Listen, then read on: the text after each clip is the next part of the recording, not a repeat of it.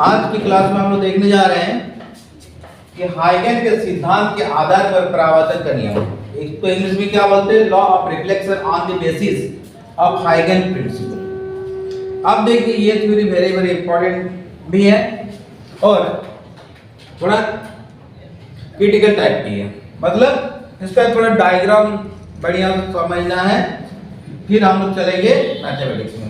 तो सबसे पहले देखिए इसमें दिखाना क्या है, परावर्तन का नियम। तो वेव ऑप्टिक्स में हम लोग क्या पढ़े हैं कि सबसे पहले आए थे न्यूटन ने क्या थ्योरी बताए थे, परावर्तन का नियम। उसके बाद अपवर्तन का नियम, उसके बाद पूर्णांतिक परावर्तन, बहुत सारे थ्योरी होने के बाद रे ऑप्टिक्स हम लोग खत्म कर दिए। उसके बाद घुस गए वेव ऑप्टिक्स में। तो वेव ऑप्टिक्स में पहला टॉपिक किसका है, हाइगन का। और हाइगन ने क्या बताया कि परावर्तन भी प्रूव करके दिखा दिए, अपवर्तन भी दिखा दिए। उसके बाद एक नया टॉपिक क्या दिखाएं, प्रकाश का व्यतिकरण। ये भी हम लोग आगे पढ़ेंगे। तो देखिए ये टॉपिक क्या बोल रहा है कि परावर्तन का नियम। परावर्तन का नियम क्या था, परावर्तन का नियम था कि I बराबर R, I कोण क्या है और R कोण क्या है।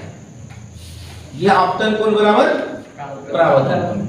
कि कोई भी आईना में ये मान के चलिए एक कांच के एक साइड जब घोल चिपका देता तो आईना का निर्माण होता है।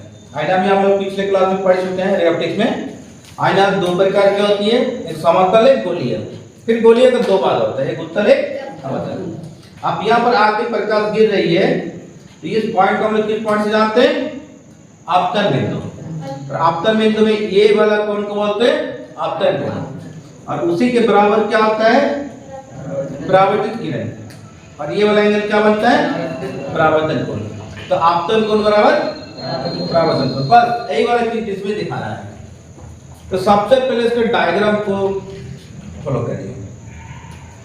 अब देख इसमें भी हम लोग एक आईना लेंगे, ये एक्स एक्सिस है, वाह। अब देखिए एक साइड घोल चिपका देंगे तो क्या बन जाएगा, ये आईना बन गया। अब क्या है, प्रकाश की किरण आग यहां पर गिर रही है, दो को समानांतर प्रकाश की किरण लेंगे। दो को समानांतर बोले तो देखिए यहाँ पर देखने से लग रहा है कि दोनों आपस में समानांतर है, वाह। कि यहां से यहाँ की लंबाई जितना है, यहां से यहाँ की लंबाई उतना ही है। अब देखिए इसकी डायरेक्शन दिखा देंगे, इसको मानेंगे P और इसको मानेंगे Q। अब क्या होगा आगे देखिए कि ये वाला किरण यहां पर आकर आईना में टक्कर हो जाती है। तो यहां पर क्या डालेंगे, अभिलंब। अभिलंब से पता करेंगे परावर्तन का नियम। जैसे यहां पर देखें ना, आपतन कोण बराबर परावर्तन। ये कोण जितने का आएगा इसको किस कोण से डालेंगे, आपतन कोण। और उसी के बराबर क्या जाएगा जी, परावर्तन कोण। ये कोण हो गया परावर्तन कोण। अब देखिए ये वाला किरण, इसका कुछ नामकरण कर देंगे ये पॉइंट को कर देंगे डी। तो सबसे पहले देखिए ए भी एक समतल तरंगाग्र है। ए भी जो देख रहे हैं ना, एक समतल तरंगाग्र है। अब देखिए कि Q से B तक आने में जितना टाइम लगेगा, यहां से यहां तक आने में उतना ही टाइम लगेगा। इस पॉइंट से यहां तक आने में जितना टाइम लगेगा, इस पॉइंट से यहां तक आने में उतना ही टाइम लगेगा। अब देखिए फिर B से किरण आके कहां पर टकराती है, आईना में। तो B पॉइंट से ये पॉइंट को मान के चले C। B से C तक आने में जितना टाइम लगेगा उतने टाइम में क्या होगा, ये वाला किरण क्या रुके रहेगा, नहीं ना। ये आपतन हुआ तो उसी के हिसाब से परावर्तन भी होगा। तो कितना टाइम में B से C तक आने में मान के चले T टाइम लगेगा। तो वो T टाइम में कितना दूर भागेगा। B से C तक चाप लीजिए, जैसे टाटा कंपास में चाप नहीं खींचते हैं। B से C तक चाप लीजिए और A पॉइंट से इसको चाप डाल दीजिए, चाप। ये पॉइंट को D पॉइंट मान लिया जाए। मान के चले यहां से यहां तक आने में जितना टाइम लगेगा ए पॉइंट से बी पॉइंट तक जाने में उतना ही टाइम लगेगा। वाह। अब फिर क्या करेंगे, पी और क्यू के समानांतर एक तीसरा किरण लेंगे। तीसरा किरण क्या लेंगे, देखिए पी क्यू, इसको ले लेंगे आर, दोनों के देखिए समानांतर है। अब क्या है, ये पॉइंट को कुछ मान के चले, ये पॉइंट को ले लेंगे एम। अब देखिए एम से ये भी आपके कहां पर टकराती है, वो भी आईना में आके टकराती है। ये कोण क्या बनेगा, आपतन कोण। फिर वहां पर भी तो परावर्तन होगा, कितने समय में परावर्तन होगा, बी से सी तक आने में जितना टाइम लगेगा उतने टाइम में ये कितना दूर जाएगा, उतने टाइम में ये आईना में टकराएगा, फिर दूर भागेगा ना, तो कितना दूर तक भागेगा। देखिए दोनों के बीचों बीच ये वाला किरण लिए, आप दोनों के बीचों बीच लिए तो m ये पॉइंट को मान लिया जाए n, बीचों बीच है, इसलिए हम लोग क्या करेंगे m n फिर एक चाप लेंगे, और चाप लेके फिर ये परावर्तन कोण को दर्शाइए। परावर्तन कोण क्या है, r। फिर m n के बराबर एक चाप खींचिए यहाँ पर, तो चाप कहां पर जा रहा है, देखिए ये पॉइंट, ये पॉइंट को मान के चलिए s। आप क्या करेंगे, D से S पॉइंट को मिला दीजिए, ये D पॉइंट है, ये F पॉइंट है, मिला दीजिए। देखिए कहां पर मिलेगा, C पॉइंट पर मिलेगा। देखिए इसको मिलाएंगे ना, तो कहां पर आके मिल रहा है, ये मिल रहा है कहां पर, C पर।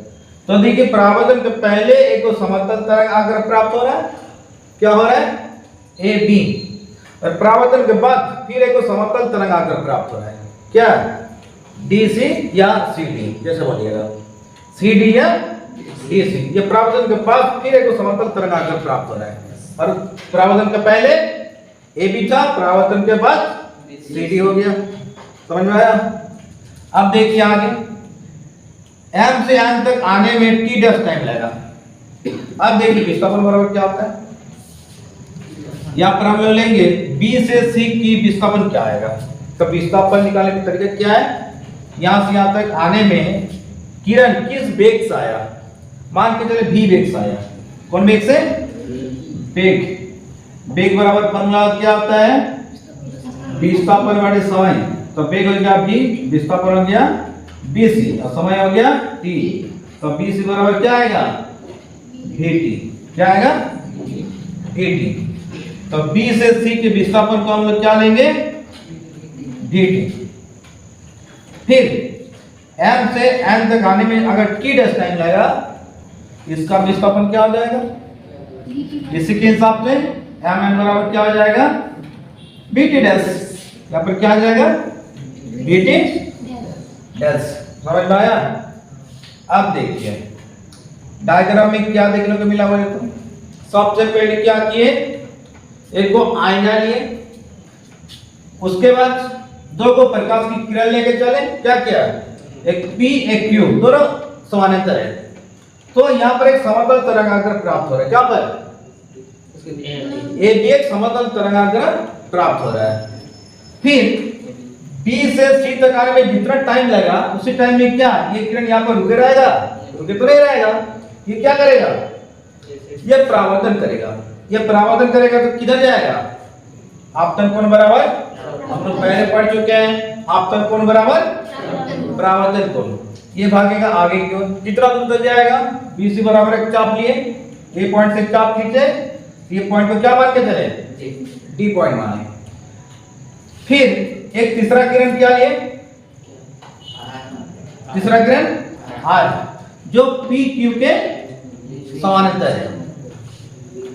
तो B से C तक आने में t टाइम लगेगा, उसी टाइम में ये किरण क्या करेगा, आईना में टकराएगा, फिर टक्कर के बाद फिर ये भागेगा। तो कहां तक भागेगा, तो हम लोग ये किरण दोनों के बीचों बीच लिए, तो हम लोग क्या लेके चले, mn एक चाप खींचे, फिर एक यहाँ पर चाप खींचे, तो ये पॉइंट को क्या माने, S। फिर D और S को मिला दिए, तो कहां पर आके मिलन हो रहा है, C पॉइंट पर। अब देखिए परावर्तन के पहले एक समतल तरंगाग्र क्या था, AB, और परावर्तन के बाद CD। तो परावर्तन के पहले ये वाला कोण को क्या लेंगे, आपतन कोण आर, और परावर्तन के बाद क्या होता है आर, तो ये कोण को लेंगे आर। तो इसमें दिखाना क्या है, इसमें दिखाना है ये कोण बराबर ये कोण, आई कोण बराबर आर कोण। तो सबसे पहले ये तो डायग्राम बन गया, और डायग्राम के बाद इसके आधार पर चलेंगे हम लोग इसका परिभाषा, उसके बाद हम लोग चलेंगे मैथमेटिक्स। अब मैथमेटिक्स क्या है देखिए, यहाँ पे 4 को ट्रायंगल लेंगे जो एक दूसरे के समरूप है। क्या क्या देखिए, सबसे पहले ए बी सी, उसके समरूप क्या है ए एम एन, एक साइड क्लियर। दूसरे साइड में हम लोग क्या आएंगे A D C N S C, 4 triangle है जो एक दूसरे के समरूप है। ये 4 को ट्रायंगल लेके चलेंगे तो हम लोग पूरा लास्ट तक प्रूफ करके दिखा देंगे आई बराबर आर, कोण आई बराबर कोण आर, आपतन कोण बराबर परावर्तन कोण। तो चलिए सबसे पहले इसका डायग्राम को लिखिए। अब देखिए इसके आगे क्या है, जो डायग्राम के आधार पर क्या लैंग्वेज लिखना है, भाषा। माना P तथा Q दो समांतर प्रकाश की किरणें हैं जो एक समतल तरंगाग्र AB उत्पन्न करता है। देखो समतल तरंगाग्र AB उत्पन्न करता है। एक वजह प्रकाश की किरण R है जो P तथा Q के समांतर है। किरण Q को B से C तक पहुंचने में लगा समय T है। Q को B से C तक पहुंचने में लगा समय T है, तथा एवं किरण R को M से N तक पहुंचने में लगा समय T डैश है। देखिए किरण R को M से N तक पहुंचने में लगा समय T डैश है। बस इतना ही इसका परिभाषा लिखना है। वाह, अब देखिए BC बराबर क्या है BT और MN बराबर BT डैश। अब देखिए आगे तो सबसे पहले लेंगे हम लोग ट्रायंगल ABC के समरूप ट्रायंगल AMN। तो समरूप ट्रायंगल का नियम क्या जानता हम लोग बोले तो, इसका लंब बटे इसका लंब, इसका आधार बटे इसका आधार। इसका लंब क्या है देखिए MN, इसका लंब क्या है BC, इसका आधार क्या है AN, इसका आधार AC। अब देखिए AN और AC कौन एक्सिस में है, X एक्सिस में है। X एक्सिस में है तो इसको क्या मानेंगे X मान लेंगे। तो MN बराबर हम क्या लेंगे, MN बराबर इसका मान पुट कर दीजिए, क्या मान पुट करेंगे BT डैश और इसका मान BT, इसको ले लेंगे X, यहाँ पर लिख देंगे क्योंकि AN बटे AC बराबर X, यहाँ पर लिख दीजिए माना। ये हम लोग एक ही एक्सिस में होने के कारण इसको हम लोग मान के चलेंगे। अब की B भी कैंसिल तो T डैश बराबर क्या बचा XT, ये इक्वेशन कर दीजिए 1। तो चलिए इक्वेशन 1 तक लिखिए।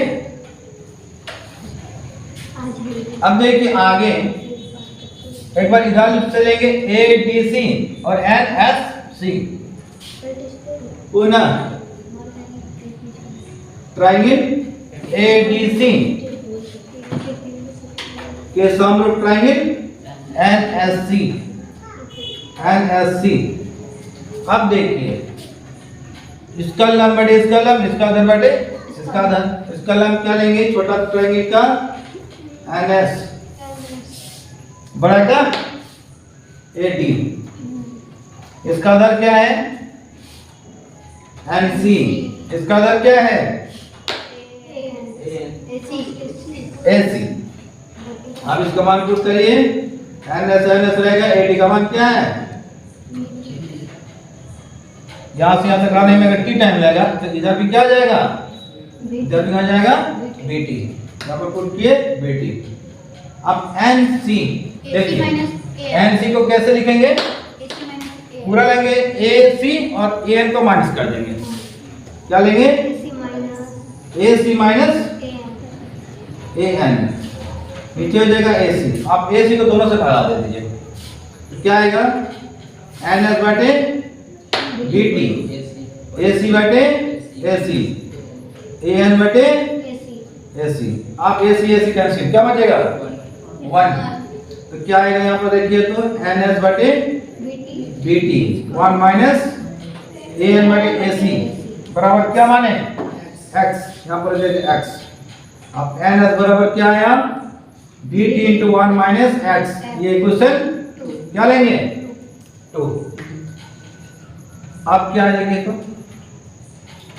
NS बराबर समीकरण 2 आ गया। अब हम लोग क्या लेंगे नए तरंग आग्रह की त्रिज्या a है। लिखिए माना नए तरंग आग्रह की त्रिज्या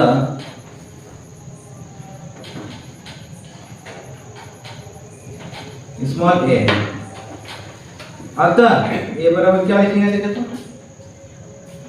मान के चलिए ये वाला किरण जो आ रहा है तो नया तरंग आग्रह कहां तक जाएगा। मान के चलिए NS यहां से यहां तक आया, फिर कहां तक भागेगा ये हो जाएगा नई तरंग आग्रह की त्रिज्या। तो क्या लेंगे ये वाला विस्थापन से ये वाला विस्थापन को माइनस कर देंगे, जो बचेगा वही ना बचेगा नई तरंग आग्रह। तो क्या आएगा पूरा का विस्थापन क्या है BT और छोटा सा विस्थापन क्या है BT डैश। अब क्या होगा देखिए तो यहां से कॉमन क्या आएगा V T minus T dash. T dash का वैल्यू समीकरण 1 से पुट कर दीजिए। तो क्या आएगा T माइनस XT। फिर T आ जाएगा कॉमन, T कॉमन आएगा तो क्या आएगा BT 1 माइनस x। ये क्वेश्चन समीकरण 8 कर दीजिए। अब देखिए समीकरण 2 और समीकरण 3 से देखिए लेफ्ट हैंड साइड जो है वो बराबर नहीं है, राइट हैंड साइड बराबर है। तो राइट हैंड साइड बराबर तो लेफ्ट हैंड साइड बराबर। क्या लिखेंगे समीकरण 2 और समीकरण 3 से, समीकरण 3 से राइट हैंड साइड बराबर तो लेफ्ट हैंड साइड क्या हो जाएगा बराबर हो जाएगा, यानी NS बराबर हो जाएगा A, अतः A बराबर हो जाएगा NS। यहां पर क्या लिखेंगे अर्थात N ऐसी नई तरंग आग्रह की त्रिज्या है, अतः AB का नई स्थिति क्या है CD है। यहां पर क्या लिखेंगे अर्थात NS ही नए तरंग आग्रह की त्रिज्या है तथा AB की नई स्थिति क्या है CD है। AB क्या है परावर्तन का पहले और CD क्या परावर्तन के बाद। अब देखिए तो दो गट ट्रायंगल में क्या क्या मैच कर रहा है। अब हम लोग बात करेंगे ट्रायंगल ABC और ADC में। ट्रायंगल ABC तथा ट्रायंगल ADC में ये समतल तरंगाग्र है। तो समतल तरंगाग्र तो ये कोण कितने का बनेगा 90। वो अगर 90 है तो ये भी तो 90 बनेगा। तो परावर्तन के पहले को 90 तो परावर्तन के बाद ये कोण कितने का बन जाएगा ये भी 90 बन जाएगा। अब देखिए BC के विस्थापन क्या लिए BT और AD का विस्थापन क्या लिए BT। तो यहाँ पर क्या आ रहा है देखिए तो कि BC बराबर AD बराबर क्या है BT, समान विस्थापन। दूसरी बात ये एंगल बराबर ये एंगल, वो एंगल कैसे लिखेंगे तो लिखने का तरीका देखो ABC बराबर ADC इक्वल टू कितना 90 डिग्री। दो का मैच कर गया। तीसरा क्या है दोनों का आधार एक ही जगह पर है, इसको बोलते हैं उभयनिष्ठ भुजा। क्या बोलते हैं उभयनिष्ठ भुजा। AC बराबर AC इसको बोलते हैं उभयनिष्ठ भुजा। उभयनिष्ठ भुजा मतलब कि दोनों का आधार देखिए एक ही जगह पर है। अब देखिए सब अगर मैच कर रहे हैं तो क्या होगा, दोनों ट्रायंगल क्या आएगा, सर्वांग सम हो जाएगा। सर्वांग सम मतलब ट्रायंगल एबीसी सर्वांग सम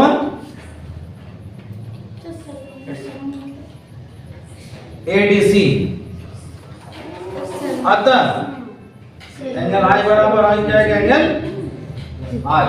सब अगर मैच कर रहे हैं तो ये कोण बराबर क्या जाएगा, ये कोण, ये कोण आपतन कोण, ये कोण हो गया परावर्तन कोण। बस यही हो गया, ये क्या प्रूफ। बस यही तक इसका मैथमेटिक्स है, बस यही था ये सवाल।